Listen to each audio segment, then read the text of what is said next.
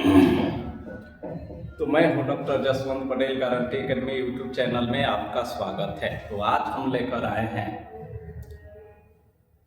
Bihar board exam 2025 class 12 and 10th and 12th विषय Hindi topic निबंध। कुछ बच्चों का कमेंट्स था कि सर निबंध पर कुछ वीडियो बनाइए, निबंध के बारे में थोड़ा हिंट्स करिए। तो इसलिए कल एग्जाम है आप लोग का, एक निबंध पर ये वीडियो बनाना मुझे समझे। तो सबसे पहले बता दें कि आर्ट्स में कल पॉलिटिकल साइंस था 4 तारीख को, जिसमें हम वीडियो डाले हुए थे, गेस पेपर दिए हुए थे। 350 गेस पेपर हर विषय का हम यूट्यूब पर डाले हुए रिवीजन के रूप में, उसके बाद टेस्ट भी लिए हैं। तो सबसे पहले आपको बता दें 80% बोले थे ना कि 80 से प्लस हो जाएगा, 79 नहीं होगा। यानी पॉलिटिकल में 100 प्रश्न था, जिसमें से कोई 50 प्रश्न का जवाब देना था। अगर 50 प्रश्न आ गया तो 100% न हो गया। तो वैसे देखिए तो पॉलिटिकल का मेरे नोट से 70 प्लस था। तो 70 प्लस का मतलब हो गया कि 100 से ऊपर 100 प्लस कर गया। ऑब्जेक्टिव हो या सब्जेक्टिव, ऑब्जेक्टिव की बात करें तो 100 में 70 नोट से था, 50 का जरूरत है। अगर 50 को आता तो 100% हो जाता, लेकिन 70 आया तो 100% से पार कर गया। खुशी की बात है। आज ज्योग्राफी होगा, ऐसा ही आएगा। सारा पेपर नोट से जो दिया गया है, भरोसा करके उसको, जो भी पेपर आपका अगला है उसको भरोसा से 2-3 बार रिवीजन करिए। नोट से बाहर का कुछ नहीं जाएगा। 13-14 वर्ष का अनुभव मायने रखता है। बोले ना कि 80 से 79 नहीं होगा, 100 पार कर गया। अब आइए, हिंदी है, कल आपका हिंदी का पेपर है। आर्ट्स और साइंस ये सबके लिए है, और ये तो 10th के लिए भी है। निबंध कॉमन होता है, निबंध और आपका आवेदन पर। तो निबंध पर एक वीडियो आप देखिए। हिंदी अगर 12th की बात करें तो अगर सबसे हाईएस्ट नंबर हिंदी में किसी प्रश्न पर मिलने वाला होता है तो टॉपिक है निबंध। तो अच्छे से निबंध अगर आप लिख लेते हैं, 12th में आपको 8 नंबर का निबंध है और 10th में 10 नंबर का निबंध है। तो अच्छे से आप निबंध लिखेंगे तो 8 में 7 नंबर 6 नंबर आराम से मिल जाता है। तो निबंध लिखने का तरीका, हालांकि निबंध है 3-4 पेज, कम से कम 250 से 300 शब्द कहता है, तो 3 से 4 पेज लिखना होता है। अब किसी टॉपिक पर 3 से 4 पेज का निबंध यहाँ हम बताएंगे तो आधा घंटा से ऊपर तो एक वीडियो में लग जाएगा। कोई ज़्यादा देर का वीडियो आजकल देखना नहीं चाह रहा है, इसलिए कम समय में ही निबंध पर हिंट्स कर रहे हैं। बस न कहा जाता है कि होशियार का इशारा काफी। आप पहले से जानते हैं, नहीं भी जानते हैं तो थोड़ा हिंट्स कर देंगे तो थोड़ा सुनना, ज़्यादा समझना, बहुत आपको बेहतरीन फायदा होगा। इसलिए कल एग्जाम है, आज इस वीडियो को देख लीजिए। तो सबसे पहले कुछ टॉपिक निबंध का सेलेक्टेड हम कर दिए हैं। जो 2 क्वेश्चन पेपर पार्ट 1 और 2 भेजे हैं ना, उसमें कितना कितना टॉपिक पर निबंध के लिए हम बोले हैं वो आप देख लीजिएगा। उतना टॉपिक दोनों पेपर में से आप देख लीजिए, उतने की तैयारी करके जाइएगा। अभी इस वीडियो में सिर्फ हम तरीका बता रहे हैं कि आप निबंध को कैसे कर पाइएगा। हाँ, सब्जेक्टिव कराने का मुझे टाइम नहीं मिला, पेड कोर्सेज में समय हमने ज़्यादा दिया। ये फ्री वाला आप लोग का था तो थोड़ा समय की कटौती हुई, जिससे आपको ऑब्जेक्टिव ही दे पाए। सब्जेक्टिव समय का भाव रहा, लेकिन उसी में समय निकालकर आपको कमेंट्स जो किए थे कि निबंध कराइए वो दे रहे हैं। तो चलिए, सबसे पहले कुछ खास टॉपिक होता है निबंध के लिए, ये हम तरीका सिखा रहे हैं। अभी टॉपिक गेस नहीं करा रहे, गेस कर चुके हैं, आप यूट्यूब पर देख लीजिएगा मेरे चैनल पर। जैसे दहेज प्रथा, ये अक्सर पूछ देता है कि दहेज प्रथा पर एक निबंध लिखे। 1-2 और टॉपिक बता दें। कोविड-19 ये भी खास टॉपिक है। पर्यावरण प्रदूषण ये खास टॉपिक है। बेरोजगारी ये भी खास टॉपिक है। भ्रष्टाचार ये भी खास टॉपिक है। सदाचार जीवन ये भी खास टॉपिक है। ये गेस नहीं करा, फिर भी आज निबंध देखने चले तो थोड़े सोचे कि कुछ बता दे, आज भी कुछ हिंट्स कर दे, कुछ खास का टॉपिक, लेकिन मेन जो है इसके पहले वाला। तो शुरू करते हैं निबंध का तरीका। तो इसमें सबसे पहले आप देखें कि निबंध आप लिखेंगे कैसे।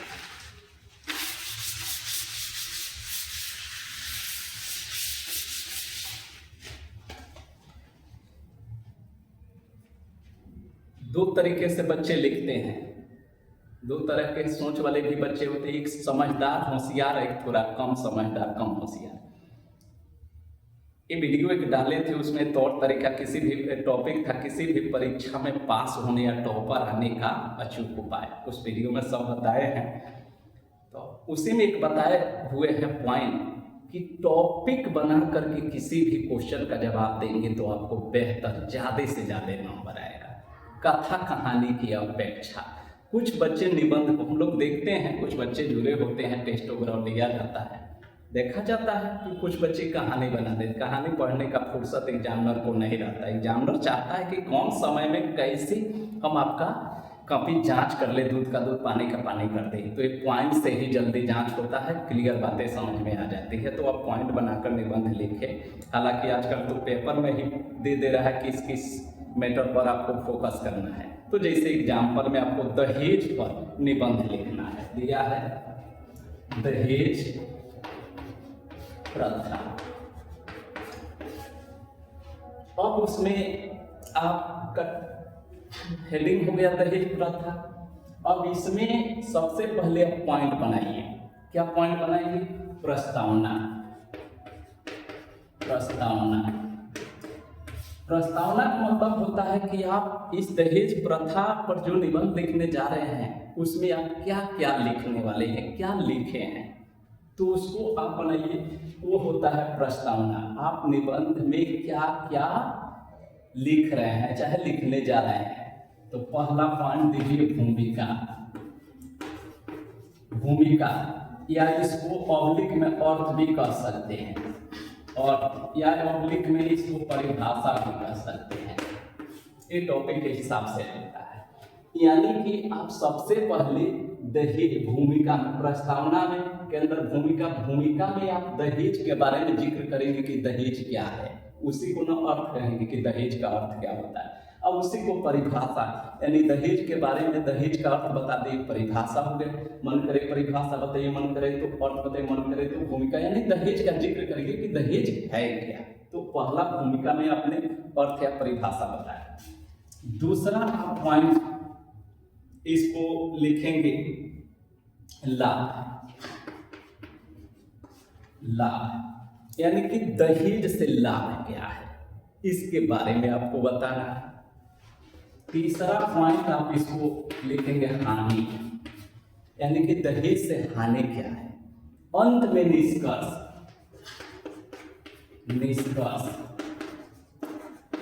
तो जैसे ही टॉपिक दहेज दे दिया, प्रस्तावना साफ सुथरा राइटिंग में, भूमिका, एग्जामिनर पहले यही आपका देखेगा कि ओ आप भूमिका लिखे हैं, इसमें लाभ दिखाए हैं, हानि दिखाए हैं, निष्कर्ष दिखाए हैं।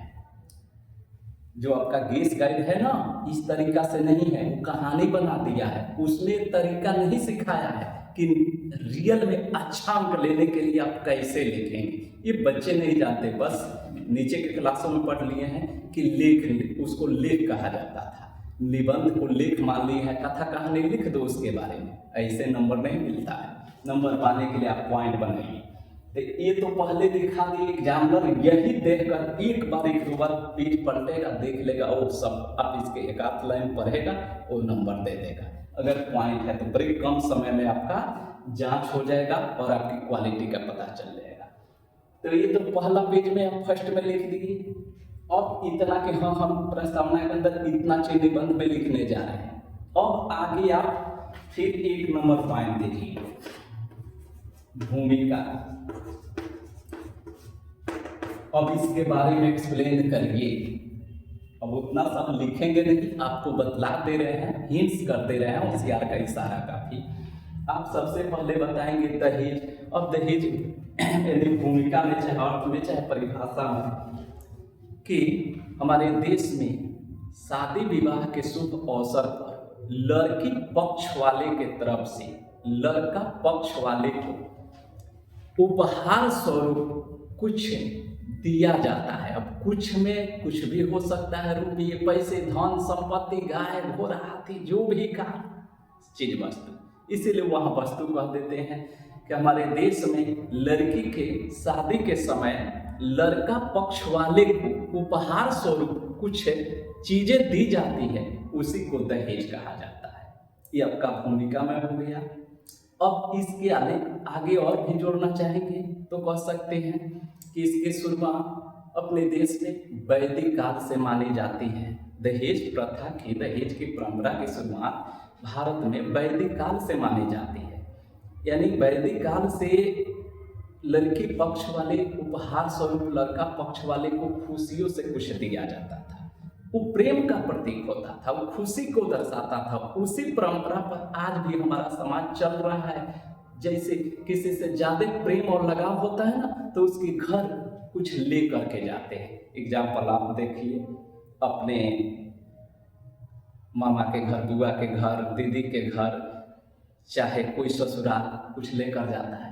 अब देखिएगा, ससुराल कोई जाता है मिठाइयाँ लेकर जाता है, बुआ के घर गया तो बिस्कुट लेकर, दीदी के घर, ये दर्शा रहा है कि ससुराल पक्ष करीब है, दीदी के घर थोड़ा उससे कम है। यानी क्वालिटी, चीज वस्तु के आधार पर ही इंसान ये बता देता है कि आपसे कितना लगाव है। यानी लगाव किसी के घर अनजाने में चले जाते, कोई विशेष लगाव नहीं किसी के साथ में, तो कुछ लेकर नहीं गए, खाली हाथ चले गए। यानी दर्शा रहा है कि कोई विशेष लगाव नहीं है। तो जो भी चीज वस्तु दिया जाता है ना, वो उपहार स्वरूप एक खुशी को दर्शाता है, खुशी का प्रतीक होता है। तो वैदिक काल से इसकी शुरुआत मानी गई। और ये दहेज का जो औचित्य है वो खुशियों को दर्शाता है। लेकिन ध्यान दीजिए, बस ये भूमिका में इतना कह देंगे कि लड़की पक्ष वाले की तरफ से लड़का पक्ष वाले को कुछ उपहार स्वरूप जो राशि या धन संपत्ति चीज वस्तु दी जाती है वो दहेज है। इसकी शुरुआत वैदिक काल से मानी जाती है। और आ जाइए लाभ में, लिखिए अगला हेडिंग डालिए, लाभ। लाभ, अब इसमें बताइए लाभ में कि जब तक दहेज खुशियों का प्रतीक बना रहेगा, स्वेच्छा से, अगर लड़की पक्ष स्वेच्छा से खुशी के रूप में कुछ लड़का पक्ष वाले को उपहार देता है, खुशी है दिल में कि ना हम खुशी से कुछ दे रहे हैं, तो कहा जाता है कि त्यागना भी नहीं चाहिए। अब कोई लड़के वाला खुशी से दे रहे, हम अपनी बेटी को कुछ देना चाहते हैं, दामाद को कुछ देना चाहते हैं, अब त्याग करेगा। महात्मा बुद्ध ने भी कहा है, मध्यम मार्ग पर चलो, न मांग है न त्याग है। मांग का मतलब अंदर लालच मत रखो कि कुछ मिल जाता, और त्याग का मतलब भी मत रखो कि नहीं नहीं हम नहीं लेंगे, इसका मतलब त्याग हो गया। त्याग मत रखो, यानी त्याग का मतलब अपमान होगा, वो व्यक्ति का आपने अनादर किया। कोई व्यक्ति श्रद्धा से प्रेम से कुछ दे रहा है, आप कह रहे नहीं नहीं हमें नहीं चाहिए, वो उसको अपमान लगेगा कि अपने में हमको नहीं लगा रहे हैं, हम उनके बराबर नहीं है, ठेस पहुंचेगा, तो अपमान भी नहीं करना है। तो श्रद्धा प्रेम से कोई व्यक्ति कुछ दे दिया, उसको खुशी से ग्रहण कर ली, अंदर सोचे नहीं थे कि लेना है, लेकिन मिल गया तो त्यागिए मत, क्योंकि वैदिक काल से चला रहे हैं, खुशी का प्रतीक है। तो लाभ में चर्चा कर रहे हैं कि दहेज जब तक लाभ यानी खुशियों का प्रतीक बना रहेगा तब तक इसे लाभ है, यानी कि श्रद्धा और प्रेम को दर्शाता है, लगाव को दर्शाता है, ये खुशी का प्रतीक बना रहता है। लेकिन आज के अंत में कहे, लेकिन आज के समाज में वैसा नहीं दिख रहा है। बस इतना पर लाभ को क्लोज करेंगे। अब उसके आगे लाभ के बाद हानि पर चर्चा करेंगे कि हानि, तो हानि में पूरा जबरदस्त बताइए कि आज समाज में दहेज प्रथा एक कलंक है, महा अभिशाप है, इसको अभिशाप कलंक माना गया है। दहेज के कारण आज समाज में बहुत सी परेशानियां हैं। आज आए दिन हर रोज रेडियो, समाचार, टेलीविजन, अखबार या सामाजिक दंत कथाओं से ये खबरें मिलती रहती हैं कि दहेज के कारण महिला को घर से निकाला गया, दहेज के कारण महिला को 2 बच्चों के साथ घर से निकाला गया, दहेज के कारण महिला को घर में जलाया गया, दहेज के कारण महिला को प्रताड़ित किया गया। केस मुकदमा से लेकर हर चीजें खबरें आती रहती है। कहाँ खुशी का प्रतीक रह गया? ये तो कलंक है, अभिशाप है। आज दहेज समाज में एक राक्षस का रूप बनाकर खड़ा है। यहाँ तक कि पढ़े लिखे लोग जो है ना, उनको तो और दहेज चाहिए। जितना हाई फाई लोग बन जाते हैं उनका दहेज का पिटारा अधिक हो जाता है।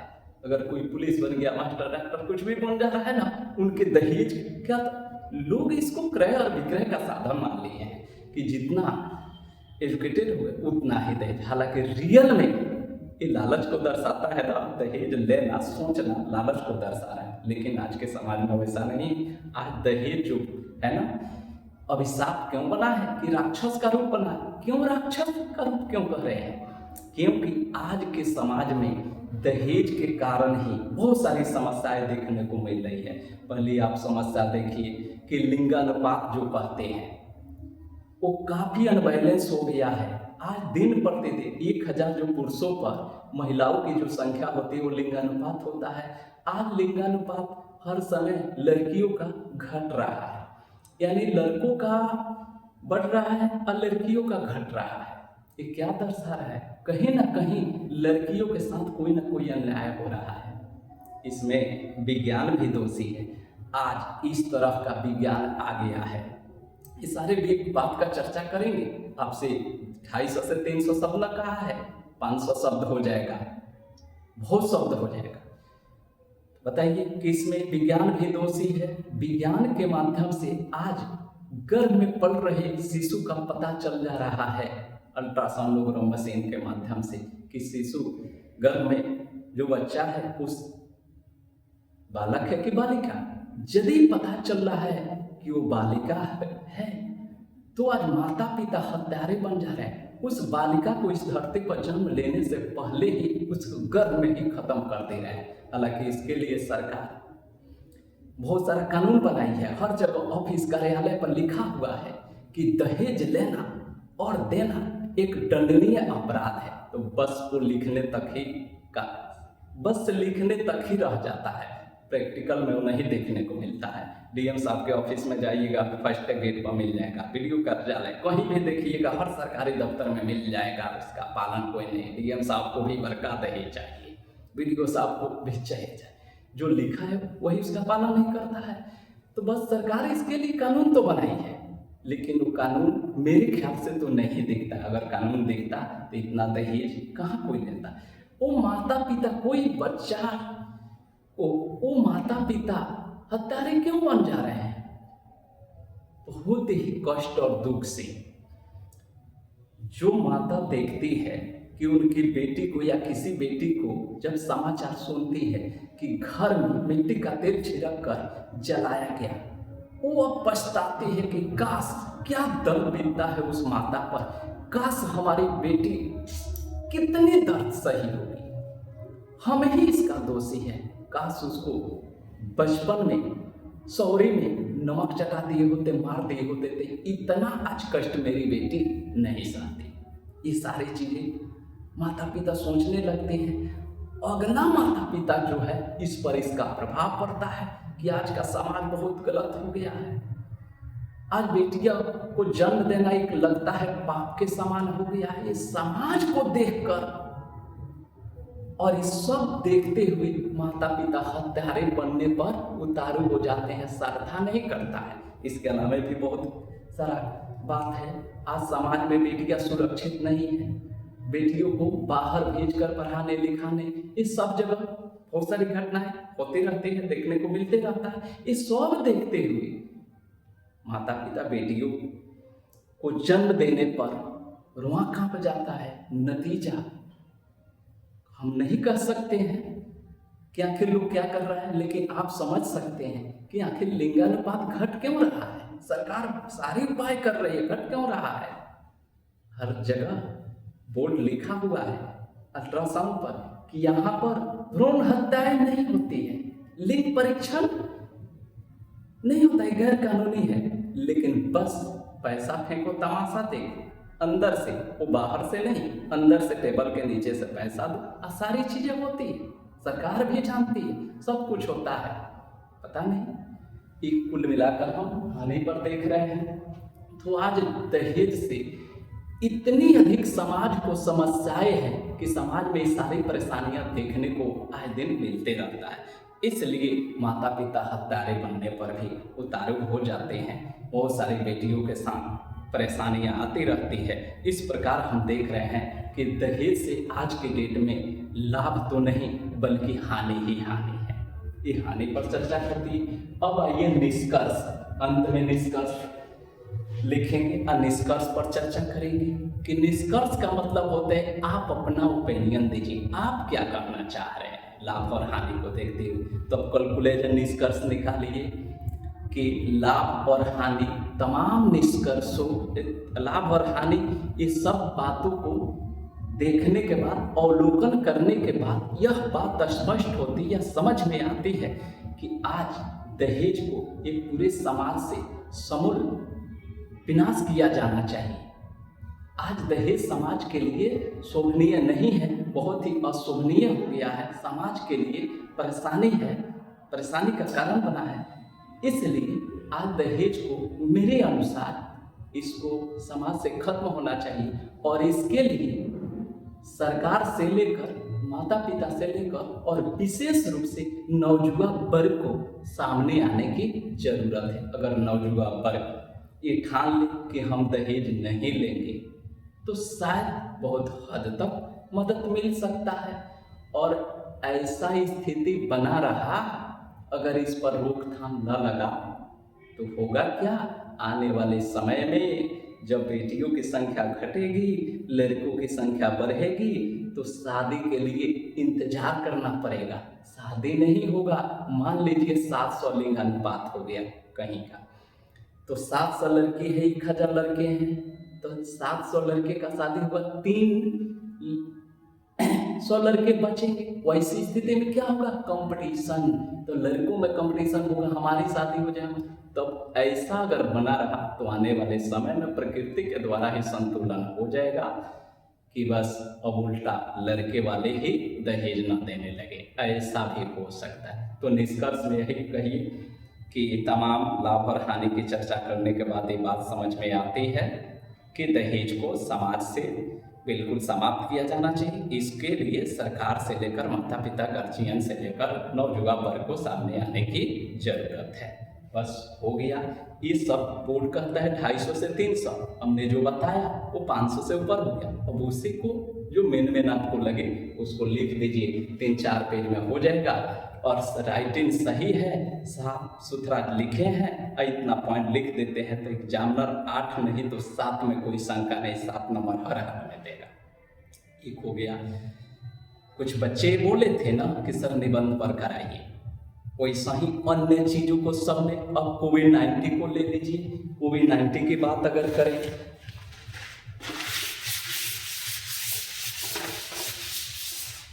थोड़ा सा हिंट इस पर कर देते हैं। कोविड-19, इसमें भी वही करेंगे क्या, प्रस्तावना, उसके बाद 1 में भूमिका, 2 में लाभ, 3 में हानि, 4 में निष्कर्ष। अब आइए, अब कोविड-19 में प्रस्तावना में फिर आप यही कोई भी हो आप दिखाइए, किसी में आपको लगे कि ये से लाभ कहाँ है फिर भी उसमें दिखाइए। लाभ नहीं दिख रहा है तो लाभ टॉपिक दे करके बताइए कि इससे लाभ नहीं है, लेकिन है। आपको लग रहा होगा कि कोविड से कोई लाभ नहीं है, लेकिन बहुत कोविड में तो वरदान साबित हुआ, बहुत लाभ हुआ। आइए हम बताएंगे क्या लाभ है।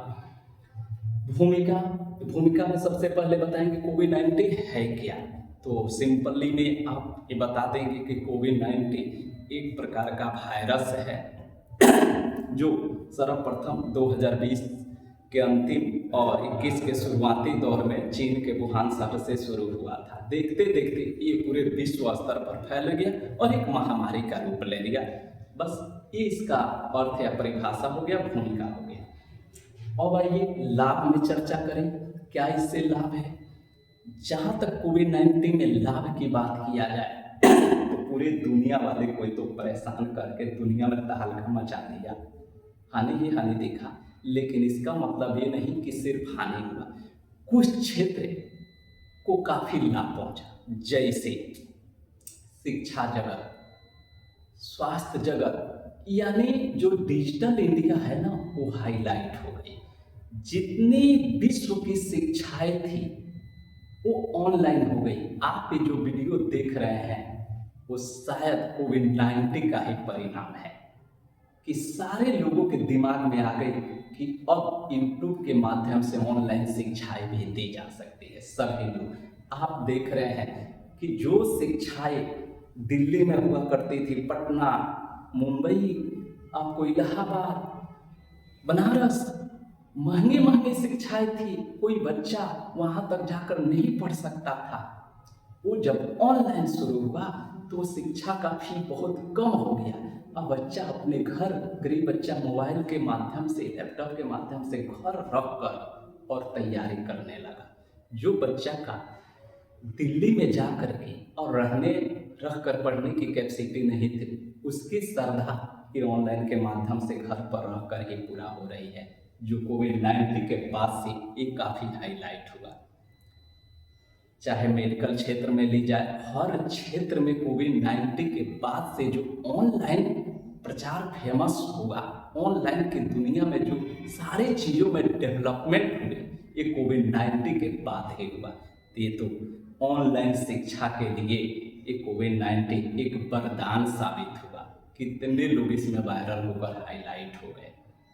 हालांकि उस समय मेरा चैनल नहीं बना, चूँकि टेक्निकल चीज़ें हमारे पास नहीं आई। उस समय से तो हमारा चल रहा था कुछ ही नौकरों का काम, लेकिन टेक्निकल सपोर्ट नहीं मिला, जिससे हम भी पिछड़ गए। जब जिसका समय होता है धीरे धीरे टेक्निकल सपोर्ट मिला, और कुछ चूँकि मोबाइल के दुनिया में हमारा बहुत कम जानकारी थी, टेक्निकल चीज़ें जो लोग अब सपोर्ट किए तो धीरे धीरे इसमें शुरुआत किए हैं।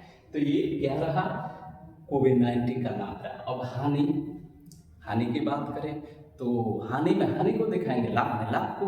अब हानि के बारे में फिर बताएंगे कि कोविड-19 की से पूरे विश्व में हानि दिखा गया।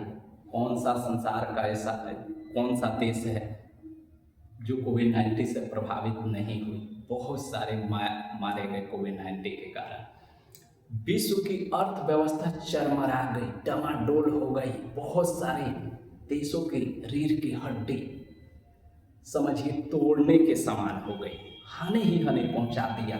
बहुत सारे देश की जनसंख्या खाली हो गई, उसकी अर्थव्यवस्था कमजोर हो गई ट्रीटमेंट इलाज के क्रम में। तो हानि की कल्पना नहीं कर सकते हैं, कोई सोचा भी नहीं था।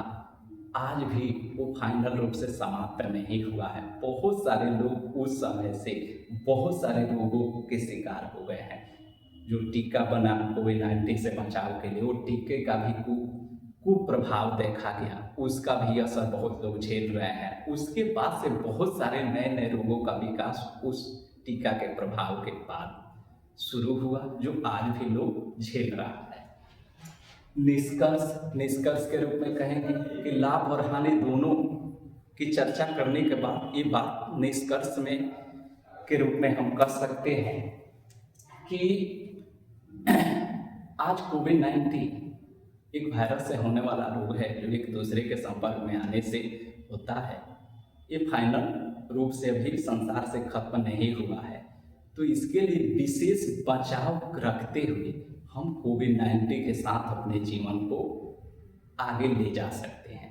जैसे एक समय था कि जो टीबी बीमारी है, ट्यूबरकुलोसिस, कोरोना कोविड-19 के जैसे ही काफ़ी खतरनाक था, लेकिन बाद में इसका टीका वगैरह आ गया। आज इसका इलाज संभव हो गया। ऐसा नहीं कि आज टीबी भी समाज से पूरा समाप्त हो गया है, लेकिन आज ये लाइजाज बीमारी नहीं रह गया है। टीबी इसका इलाज हो गया है, टीबी भी चल रहा है, लोग भी चल रहे हैं, हो रहा है, इसका इलाज होता है, ठीक होते हैं। ठीक आज वही कोविड के साथ भी है। फाइनल समाप्त नहीं हुआ है लेकिन स्वच्छता, बीच बचाव, इम्यूनिटी सिस्टम को थोड़ा सा स्ट्रॉन्ग रखते हुए इसके साथ गले से गले मिलाकर और उससे दूर कहाँ भाग सकते हैं और अपने बीच बचाव रखते हुए इस जीवन को जिया जा सकता है। तो ये रहा आपका कोविड-19। ऐसा ही बेरोजगारी कहिए, भ्रष्टाचार, सदाचार, जीवन जो भी हो, तो पॉइंट बनाकर जब लिखिएगा तो आपको बेहतर से बेहतर नंबर मिलेगा। 8 में अगर सब कुछ ठीक ठाक 8 मिलता है, थोड़ा सा राइटिंग हो रही है तो 7 मिलता है। अगर 250 से 300 शब्द यानी 3 से 4 पेज लिख देंगे तो राइटिंग ठीक ठाक है तो 6, 7, 8 आराम से आपको नंबर मिल जाएगा। एक कमेंट्स आया है बच्चों का आवेदन पर, तो ये वीडियो लंबा हो जाएगा। इसके बाद आवेदन पत्र के लिए 10-20 मिनट का वीडियो होगा, बना देंगे और ये भेज देंगे। अभी ये अपलोड कर दे रहे हैं आपको, कल परीक्षा है, इसमें काम चलाइए। आज के लिए इतना ही। हाँ, यदि वीडियो अच्छा लगे तो चैनल को लाइक, शेयर और सब्सक्राइब करना न भूलें। आज के लिए